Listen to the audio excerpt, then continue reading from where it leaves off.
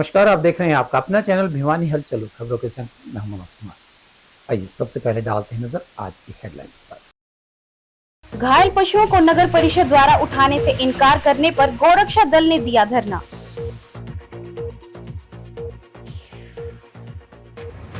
अब हरियाणा में नई शिक्षा नीति के तहत लागू हुआ त्रिभाषाई सूत्र।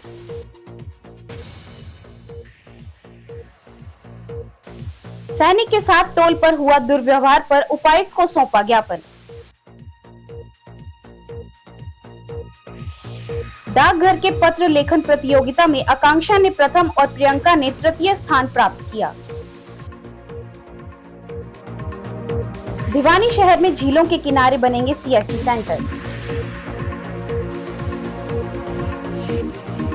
और अब खबरें विस्तार से। नगर परिषद के कर्मचारियों द्वारा घायल जीव जंतुओं को उठाने से इनकार किए जाने के विरोध में गौ रक्षा दल के सदस्यों ने प्रधान संजय परमार के नेतृत्व में विधायक घनश्याम सराफ के आवास पर धरना दिया। गौ रक्षा दल के सदस्यों ने आरोप लगाया कि पिछले कई दिनों से शहर की सड़कों पर घायल गायें और अन्य जानवर बेसहारा हालत में पड़े हैं, लेकिन भिवानी नगर परिषद की ओर से कोई सहायता नहीं मिल रही, जिसकी वजह से घायल या बीमार गायें व अन्य जानवर दम तोड़ रहे हैं। धरनारत गौरक्षा दल के सदस्यों ने विधायक से मांग की है कि अपनी ड्यूटी के प्रति लापरवाही बरतने वाले अधिकारियों व कर्मचारियों के खिलाफ सख्त कार्यवाही की जानी चाहिए तथा घायल व बीमार गाय व अन्य जानवरों के लिए चिकित्सा सुविधा मुहैया करवाने की उचित व्यवस्था की जानी चाहिए। गौरक्षा दल के प्रधान संजय परमार ने बताया कि शहर में घायल व बीमार गाय व अन्य जानवरों की सेवा के लिए गौरक्षा दल की मांग पर सांसद ने नगर परिषद को वर्ष 2019 में एक एम्बुलेंस भेंट की थी, जिसे अब पिछले 2 वर्षों से गौरक्षा दल के सहयोग से नगर परिषद द्वारा संचालित किया जा रहा है। लेकिन 10 दिन पहले अज्ञात कारणों से नगर परिषद ने वह एम्बुलेंस वापस ले ली। अब शहर में जो भी बेजुबान जीवों के घायल होने की सूचना आती है तो उसको उठाने से भी नगर परिषद के अधिकारी मना कर रहे हैं। कारण पूछने पर बताया कि नगर परिषद भिवानी की कर्मचारी यूनियन ने बेजुबान घायल व जीव जंतु को उठाने से मना कर दिया। उनका कहना है कि नगर परिषद का घायल व बेजुबान जीवों से कोई संबंध नहीं है। उनके अनुसार नगर परिषद के कर्मचारी सिर्फ साफ सफाई और कोई जीव जंतु मर जाता है तो उनको दबाने का काम ही करेंगे। उन्होंने कहा कि कई बार नगर परिषद से मांग की कि घायल और बीमार गायें व अन्य जानवरों को इलाज के लिए उठाया जाए, लेकिन उन्हें हर बार नजरअंदाज किया जाता रहा तथा ड्यूटी के प्रति उस उदासीनता के चलते कई घायल व बीमार गाय व अन्य जानवरों की जान जा चुकी थी। परमार ने कहा कि animal welfare board of India की गाइडलाइन के अनुसार सभी बेसहारा गायें व अन्य जानवरों के आश्रय, पानी, पर्याप्त भोजन, चिकित्सा की सुविधा उपलब्ध करना और उनको क्रूरता से बचाना पशु क्रूरता अधिनियम 1960 की धारा 3 के अनुसार स्थानीय निकाय की बनती है। यहाँ से 10 दिन पहले अचानक हमारे पास है ना नगर परिषद के ड्राइवर का फोन आया, भी एम्बुलेंस वापस मंगवा रहे हैं नगर परिषद वाले। भाभी को काम होगा ले जाए। बाद में पता लगा कि भाई क्यों मंगवा रहे हैं, तो कारण को बताया नहीं नॉलेज। नगर परिषद के ने हमने मना कर दिया कि भाई यहाँ पे एम्बुलेंस है ना गौरक्षा दल से जो दे रखी है वो नहीं दी, वापस ले ली जाएगी। तो हमने जो अधिकारी को फोन किया, भाई ये क्या मैटर है, तो नॉलेज नगर परिषद के जो कर्मचारी है वो मना करके कोई भी एक्सीडेंट घायल कुत्ता बिल्ली घायल होगी तो वो नहीं उठाएंगे। भाई क्यों? वो बोलते हैं कि भाई बीमार घायल जीव जंतुओं को उठाने का कार्य नगर परिषद का है ही नहीं। हमको बड़ा अजीब लगा। अभी तक तो सारा काम नगर परिषद के अधिकारी कर रहे थे और अब वो कह रहे हैं हमारा काम ही नहीं है। तो आज हम घनश्याम जी के आवास पे आए हैं कि अगर भिवानी शहर के अंदर केस प्रॉपर्टी जो बीमार जीव जंतु है, ये केस प्रॉपर्टी किसकी है जो बेसहारा रोड पे है? आप जाहिर सी बात है, आप सब कहेंगे राज्य सरकार की है, भारत सरकार की है। तो जब केस प्रॉपर्टी सरकार भारत सरकार की है तो अगर वो घायल हो जाता है, कोई बीमार हो जाता है, उसको उचित व्यवस्था, छत और उसको उचित चिकित्सा सुविधा मिले, वो जिम्मेदारी किसकी बनती है? हम ये पूछने आए हैं। अच्छा, एक बात हम इनसे ये भी पूछने आए हैं कि आवारा नंदियों को पकड़ने का ठेका किसके द्वारा दी जाता है? सब बोलेंगे नगर परिषद के द्वारा। बंदरों को पकड़ने का ठेका किसके द्वारा दी जाता है? सब बोलेंगे नगर परिषद के द्वारा। एंटी रेबीज जो कार्यक्रम है वो चलाया जाता है, किसके द्वारा चलाया जाता है? वो बोलेंगे नगर परिषद के द्वारा। तो फिर बीमार व बेसहारा जो जीव जंतु है ये रोड पे पड़े तड़प रहे हैं, इनको उठाने की जिम्मेदारी किसकी बनती है? यानी कि तनख्वाह ले नगर परिषद और काम करे कोई तीसरा तेली। अब हम घनश्याम जी के पास है, हमारे राजा है, अगर भाई नगर परिषद के अधिकारी मना कर रहे हैं, अगर भाई हम कोई भी घायल जीव जंतु नहीं उठाएंगे, हम सिर्फ मरे हुए पशु को उठाएंगे और साफ सफाई करेंगे। तो फिर हम यूं पूछना चाह रहे हैं, है काम किसका?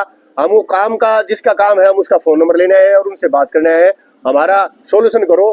पिछले 10 दिन के दौरान में बहुत से गाय कुत्ता बिल्ली मर चुके हैं नगर परिषद की सरासर लापरवाही से।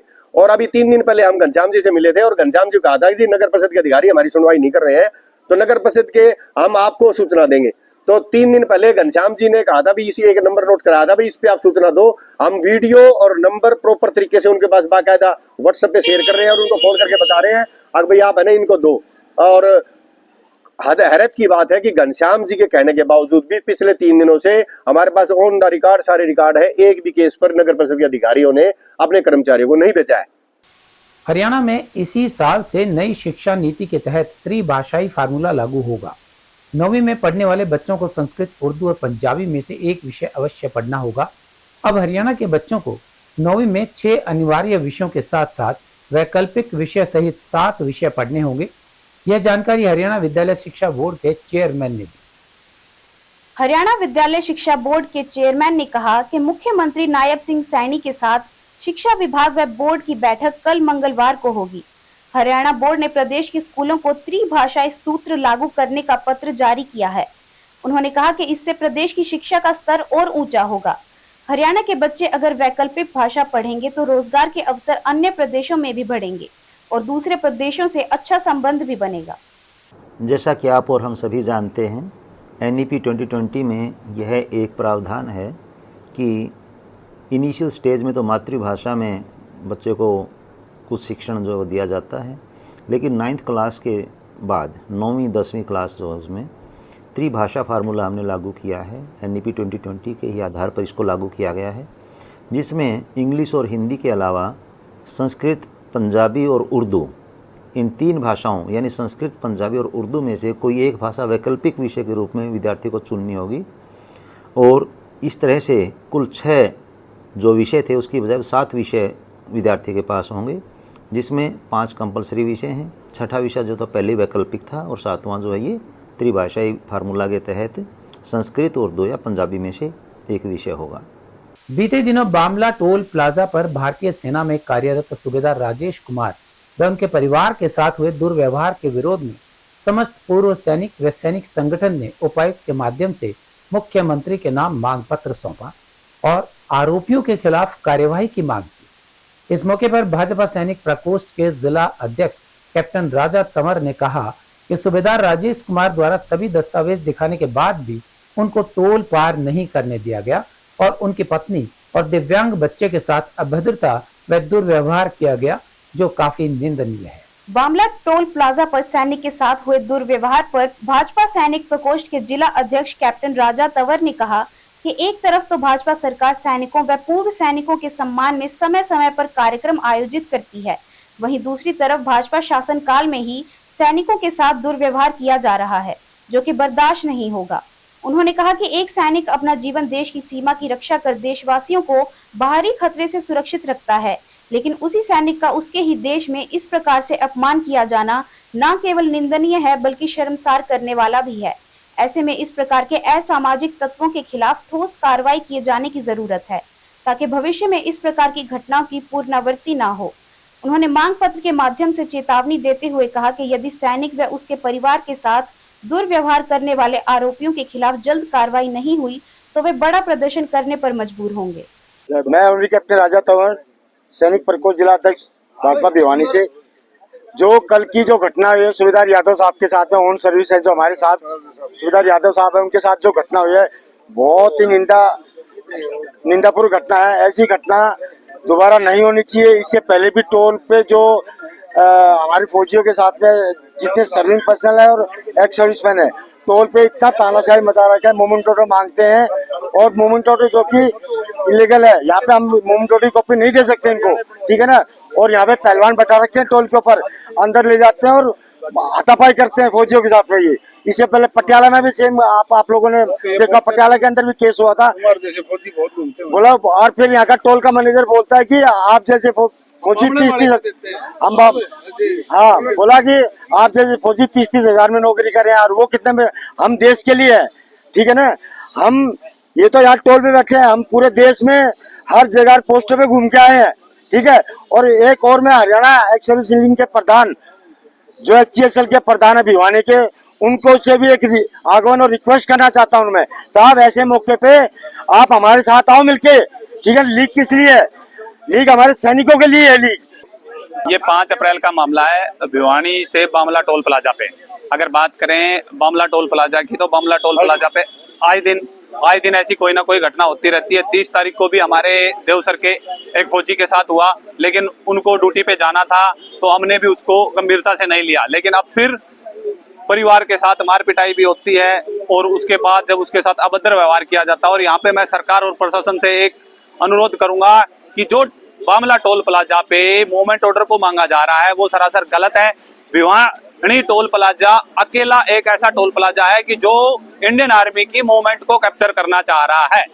क्या जरूरत है कि आर्मी के मूवमेंट ऑर्डर को कैमरे के सामने दिखाया जाए कि कहां पे आर्मी मूव कर रही है। अगर इससे पाकिस्तान के जो शरारती तत्व हैं वो भी इसका फायदा उठा सकते हैं और हो सकता है कि कोई टोल प्लाजा का कर्मचारी ही पैसे के लालच में देशद्रोही तंत्र से मिल जाए और आर्मी के मूवमेंट को पाकिस्तान तक भेज दिया जाए। फिर क्या होगा? ये एक सोचने वाली, गंभीरता से सोचने वाली बात है कि मूवमेंट ऑर्डर उनको क्यों जरूरत पड़ी, जब ऑन ड्यूटी वाला अपना आई कार्ड दिखा रहा है जवान जेसीओज, फिर ऐसी क्या जरूरत है कि मूवमेंट ऑर्डर मांगा जा रहा है। पोस्टल यूनियन द्वारा आयोजित यूनिवर्सल पोस्टल प्रतियोगिता लेखन का आनंद, डिजिटल युग में पत्रों का महत्व विषय पर पत्र लेखन प्रतियोगिता में राज्य स्तर पर हलवासिया विद्या विहार की 9वीं कक्षा की छात्रा आकांक्षा शोरान ने प्रथम और पीएम श्री राजकीय कन्या वरिष्ठ माध्यमिक विद्यालय की 11वीं कक्षा की छात्रा प्रियंका ने तृतीय स्थान हासिल किया। विजेता बच्चियों को सम्मानित करने के लिए दोनों स्कूल्स में अभिनंदन समारोह का आयोजन किया गया। इस अवसर पर मुख्य अतिथि के रूप में डाकघर अधीक्षक संजय कुमार तथा उनके साथ सहायक ऑफिसर्स कृष्ण कुमार और तनुज पहुंचे। डाकघर अधीक्षक संजय कुमार द्वारा छात्रा आकांक्षा शोरान को इस लेखन प्रतियोगिता में प्रथम स्थान प्राप्त करने पर प्रशस्ति पत्र के साथ 25,000 रुपए का चेक दिया गया। वहीं छात्रा प्रियंका को राज्य स्तर पर तृतीय स्थान प्राप्त करने के लिए प्रशस्ति पत्र के साथ साथ 5,000 रुपए का चेक देकर सम्मानित किया गया। पोस्ट ऑफिस अधीक्षक संजय कुमार ने बताया कि पोस्टल यूनियन द्वारा आयोजित प्रतियोगिता में हर वर्ष हजारों विद्यार्थी भाग लेते हैं। उन सभी छात्रों में अपनी उत्कृष्ट लेखनी का परिचय देते हुए हलवासिया विद्या विहार की छात्रा आकांक्षा शोरान ने अपनी इस शानदार उपलब्धि से भिवानी जिले के साथ साथ हरियाणा राज्य में प्रथम स्थान प्राप्त कर अपने विद्यालय का मान बढ़ाया है। उनके द्वारा विद्यालय प्रशासक डॉक्टर शमशेर सिंह अहलावत एवं प्राचार्य विमलेश आर्य को भी हाल ही में श्री राम मंदिर अयोध्या पर जारी हुई डाक टिकट भेंट कर सम्मानित किया गया। मैं विमलेश आर्य, प्राचार्य हलवासिया विद्या विहार भिवानी। आज हम सबके लिए बड़े गर्व की बात है कि डाक विभाग द्वारा एक लेटर राइटिंग कॉम्पिटिशन किया गया। उसमें हरियाणा स्टेट में हमारे विद्यालय की बहन आकांक्षा 8th क्लास ने प्रथम स्थान प्राप्त करके 25,000 रुपये की नगद राशि प्राप्त की। इससे पहले 2 वर्ष पूर्व अभिनव वशिष्ठ ने भी ये राशि 25,000 रुपये की हरियाणा में प्रथम स्थान प्राप्त करके पोस्ट डिपार्टमेंट से प्राप्त की थी। आज पोस्ट ऑफिस के जो सुप्रिटेंडेंट हैं भिवानी के श्री संजय कुमार जी के द्वारा, उनकी पूरी टीम के द्वारा ये प्रशस्ति पत्र व ये राशि का चेक दिया गया है। मैं समझता हूं कि इससे बड़ी और खुशी की बात क्या होगी। वहीं पीएम श्री राजकीय कन्या वरिष्ठ माध्यमिक विद्यालय की छात्रा प्रियंका को सम्मानित किया गया। स्कूल की प्राचार्य डॉक्टर कुलवंत कौर ने बताया कि हमारे लिए बड़ी गर्व की बात है कि हमारे विद्यालय की छात्रा ने राज्य स्तर पर तृतीय स्थान प्राप्त किया है। यह सब छात्रा की मेहनत और अध्यापकों के सहयोग से ही संभव हो पाया है। नमस्कार, मैं संजय कुमार, अधीक्षक डाकघर भिवानी मंडल। डाकघर में जो है समय समय पर विभिन्न प्रकार की कॉम्पिटिशन करवाए जाते हैं। इसमें दीनदयाल स्पर्श योजना है, 2.5 अक्षर लेटर राइटिंग कॉम्पिटिशन है और UPU Indian national letter writing competition होता है। फिलहाल जो हमने प्राइज दिया हो यो 2.5 अक्षर लेटर राइटिंग के लिए दिया है और 2.5 अक्षर में जो है 3 prize ILC Indian letter card के थे, 2 अंतर्देशीय पत्र होता है, अभी मैंने बच्चों को दिखाया उसको। और दूसरा एनवलप के ऊपर लिखा हुआ आता है, एनवलप के अंदर लिख सकते हो। उसमें 3 प्राइज ILC बिलो 18 ईयर थे, 3 प्राइज अबो 18 ईयर थे, 3 18 साल से ऊपर के बच्चों के लिए 3 प्राइज, और उसमें फर्स्ट प्राइज जो है 50,000 रुपये है, सेकंड प्राइज 25,000 है, थर्ड प्राइज 10,000 रुपये है। और ये जो अभी प्राइज दिया इसमें बच्ची को, ये 2024-25 की दिया है ना, थर्ड प्राइज आया है पेन का 5,000 रुपये गवर्नमेंट सीनियर सेकेंडरी स्कूल में, और जो फर्स्ट प्राइज है वो 25,000 अलवासा स्कूल में है। फर्स्ट प्राइज दोनों को दिया है। अलवासा स्कूल में है लड़की, हमने 5 रुपये प्राइज अभी दिया है। मैं बच्चों से रिक्वेस्ट करता हूँ इसे कंपटीशन में हिस्सा ले, और समय समय पर होते रहते हैं, हम आपको अवगत कराते रहेंगे। में पोस्ट ऑफिस द्वारा ना एक प्रतियोगिता का आयोजन हर वर्ष किया जाता है। 2.5 अक्षर करके प्रतियोगिता का नाम है। उसमें विद्यालय की छात्रा ने तृतीय पुरस्कार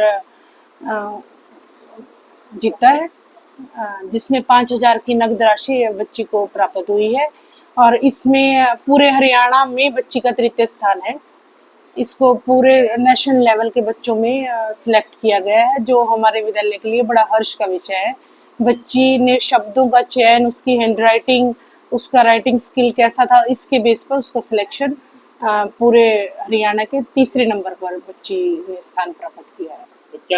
आज के आधुनिक युग में जहां हम अपनी पुरानी चीज़ों को भूलते जा रहे हैं, पत्र लेखन, ये सारी चीज़ें, बच्चों में राइटिंग स्किल को बढ़ाने का एक अहम योगदान रहेगा इन प्रतियोगिताओं के माध्यम से। और विद्यालय में भी पूरी अपनी लाइब्रेरी के नोटिस बोर्ड पर भारतीय डाक व्यवस्था के विभिन्न डाक पत्रों का और अंतर्देशीय पत्र है, इनको भी नोटिस बोर्ड पर लगाया जाएगा, ताकि बच्चे इनको देखें और इनमें लिखने का प्रयास करें। अब भिवानी शहर के लोगों को सरकारी योजनाओं की जानकारी व फायदे के लिए जगह जगह धक्के नहीं खाने पड़ेंगे। जल्द ही उनके क्षेत्र में CSC सेंटर खुलने की राहत भरी खबर मिलने वाली है। अब नगर परिषद जितने भी जोड़े हैं जिनको झील का रूप दिया जा रहा है, उन झीलों के किनारे CSC सेंटर खोलने जा रही है। शुरुआत में नगर परिषद 2 झीलों पर इन सेंटर्स के निर्माण कार्य को हरी झंडी दे चुकी है। इन 2 जगहों पर कामयाबी मिलने के बाद शहर के अन्य झीलों पर भी इसी तरह के CSC सेंटर खोले जाएंगे। मूलचंद्र डोबी तालाब की झील के रूप में विकसित किया जा रहा है। इन दोनों झीलों पर CSC सेंटर खोलने जाने की योजना है। बताया जा रहा है कि सरकार की तरफ से हरी झंडी मिलने के बाद नगर परिषद ने इन दोनों जगहों पर CSC सेंटर स्थापित करने की प्रक्रिया शुरू कर दी है। माना जा रहा है कि सरकार झीलों के किनारे CSC सेंटर स्थापित करके शहर के लोगों को एक ही जगह पर सारी सुविधाएं उपलब्ध करवाना चाह रही है। इन CSC सेंटरों पर डोमिसाइल से लेकर बुढ़ापा पेंशन तक की फाइलों को तैयार किया जाएगा, ताकि लोगों को सचिवालय या अन्य किसी तरफ ना भागना पड़े। फिलहाल नगर परिषद 2 झीलों पर CSC सेंटर स्थापित करने जा रही है। इन जगहों पर सही ढंग से CSC सेंटर के चलने के बाद अन्य झीलों पर भी इसी तरह के सेंटर स्थापित करवाए जाएंगे।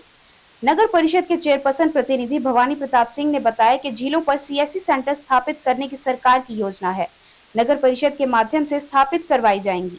फिलहाल 2 झीलों पर सेंटर स्थापित करने की प्रक्रिया शुरू कर दी है। सरकार की मंशा है कि सभी लोगों को एक छत के नीचे सरकारी योजनाओं का फायदा मिल सके, उनको सरकारी कार्यों व योजनाओं की जानकारी पाने तथा फायदे लेने के लिए धक्के न खाने पड़े।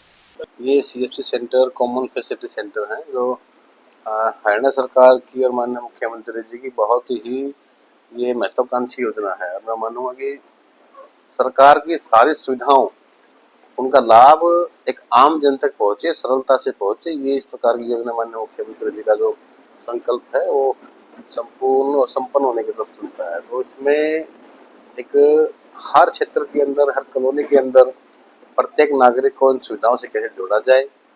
अभी पेंशन की बातें हैं, अभी कोई डोमिसाइल को अप्लाई करने की है।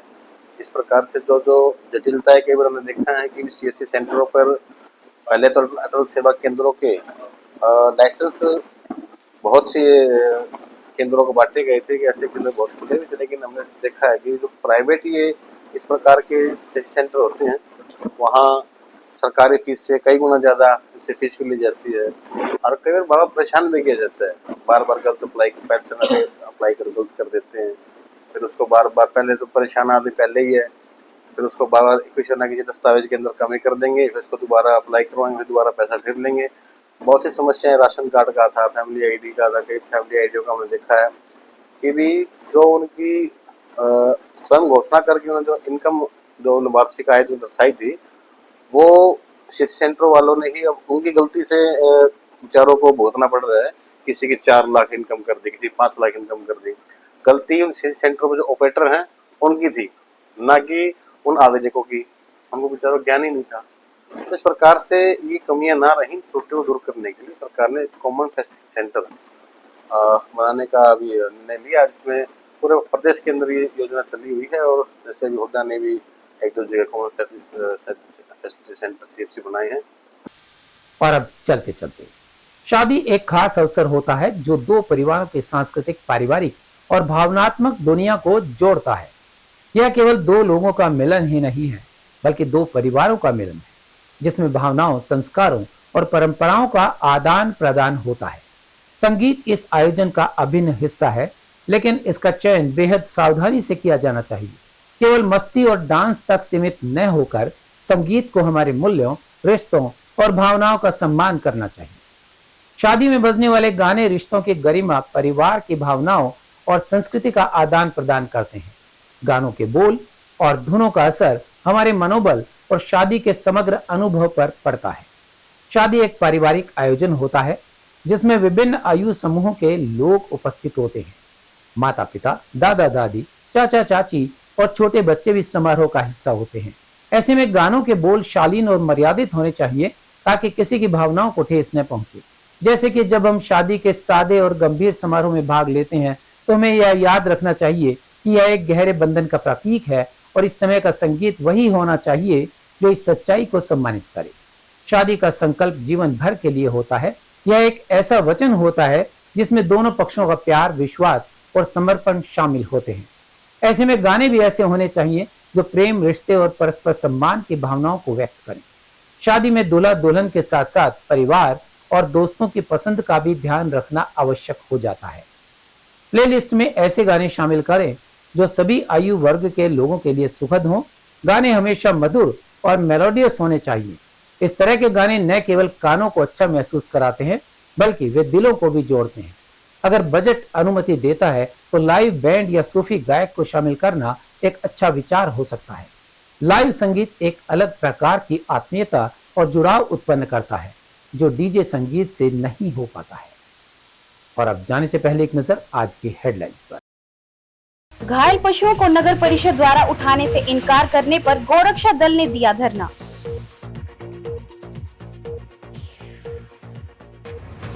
अब हरियाणा में नई शिक्षा नीति के तहत लागू हुआ त्रिभाषाई सूत्र। सैनिक के साथ टोल पर हुआ दुर्व्यवहार पर उपायुक्त को सौंपा ज्ञापन। डाकघर के पत्र लेखन प्रतियोगिता में आकांक्षा ने प्रथम और प्रियंका ने तृतीय स्थान प्राप्त किया। भिवानी शहर में झीलों के किनारे बनेंगे CSC सेंटर।